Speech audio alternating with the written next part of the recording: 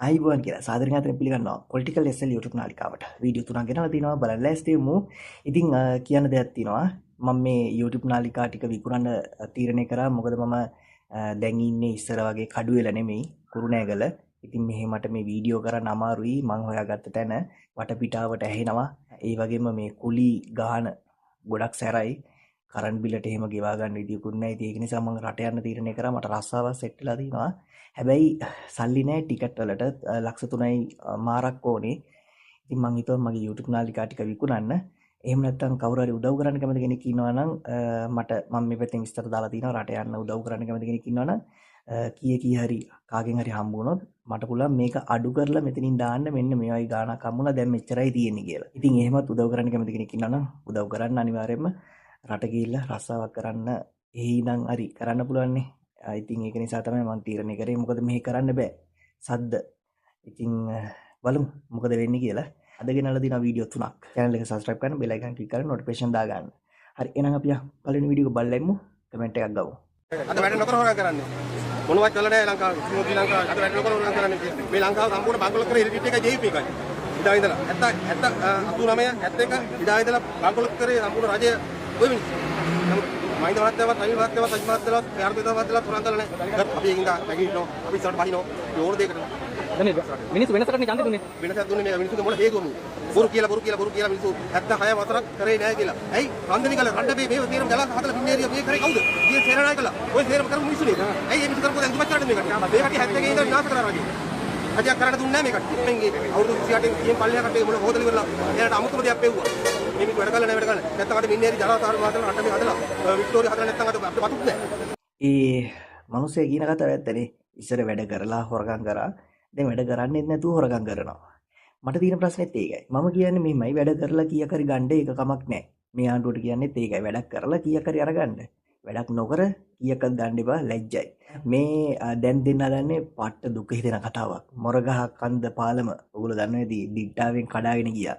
දැන් මාස 5ක් අදටත් බලන්නකෝ කොහොමද තත්ත්වය කියලා. මාතලේ දිස්ත්‍රික්කයේ නාඋල ප්‍රාදේශීය සභාවේ නිල ඡන්ද ප්‍රතිඵලය ලැබෙන්නේ ජාතික ජනබලවේගයේ ඡන්ද 7312ක් හිමි කරගනිමින් ජය තහවුරු කරගන්නවා. සවික දුර 9කට හිමිකම් කියමින් සමගි ජනබලවේගය දෙවන ස්ථානයේ පසු වුණා ඡන්ද 3960. 1 year later.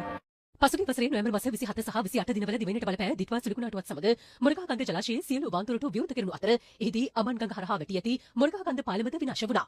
එම පාලම හා මාර්ගයේ යාවෙන පස්බැම්මේ විශාල කොටසකට හා පාලමේ කෙරවල කොටසකට හානි වීමත් සමගයි.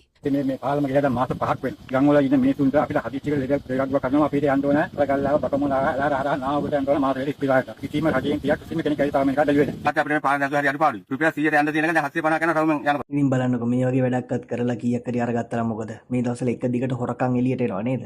ගසා කාපුව එළියට එනවා.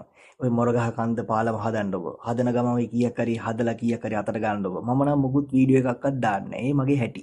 මොකද රනිල් එහෙම කරලා කීයක් හරි ගත්තා නම් ඒක ප්‍රශ්නයක් නැහැ. මහින්ද ගත්තා නම් ඒක ප්‍රශ්නයක් නැහැ. ඔයගොල්ලොත් ගන්න.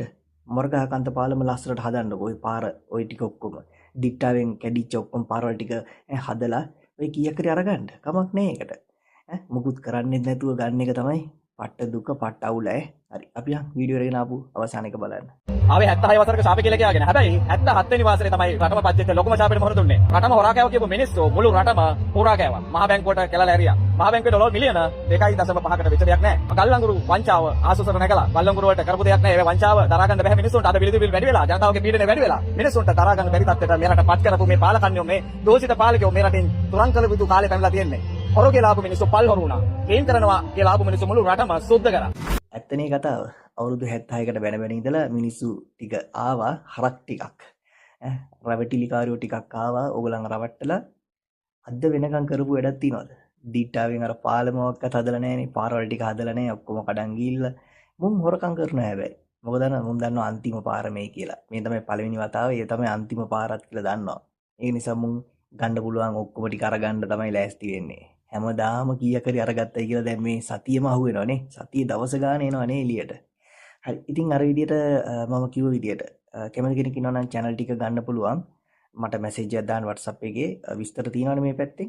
ඒ වගේම රට යන්න උදව් කරන්න කැමති කෙනෙක් ඉන්නවා නම් උදව් කරන්නත් මම විස්තර ටික දාලා තියෙනවා. එහෙමත් උදව් කරන්න පුළුවන්. මොකද මට කියලා ගියක් නැහැ. මං කුලියට ඉන්නේ. ඉතින් මං තීරණය කරා මට ටිකක් ලංකාවේ ඉන්න අමාරුයි. කීයක් හරි හොයාගෙන රටින් එළියට යන්න ඕනේ කියලා.